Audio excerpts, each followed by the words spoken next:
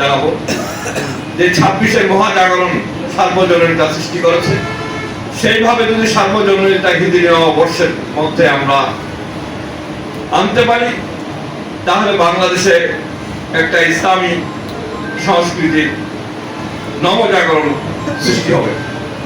সমাজের প্রতিটি স্তরের মানুষগুলোকে যদি আমরা এখানে একত্রিত করতে পারি, আশা করি আপনারা আমাদেরকে আগামী দিনের পথ চলায় সার্বিক সহযোগিতা করবেন। যারা নতুন ভাবে দায়িত্বে আসবেন তাদেরকে সহযোগিতা করবেন, বিশেষ করে শারীরিক, মানসিক, আর্থিক সহযোগিতার সামনের দিকে এগিয়ে যাওয়ার জন্য একান্ত প্রয়োজন।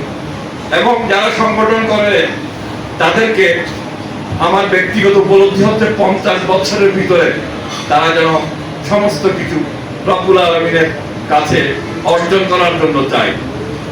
যেন ছাত্রত্ব, যুবক, টাকা পয়সা, পরিবার পরিজন নিয়ে শান্তি, নেতৃত্ব, কর্তৃত্ব, ইবাদত, বন্দেগী সংগঠনকে সামনের দিকে এগিয়ে নেওয়ার জন্য 50 বছরের ভিতরে হওয়া উচিত এবং পরবর্তী জেনারেশনকে জায়গা করে দেওয়া, নতুনত্ব, নতুন কার্যক্রম পরিচালনায় তাদেরকে এগিয়ে আসার সুযোগ দান করা অত্যন্ত প্রয়োজন।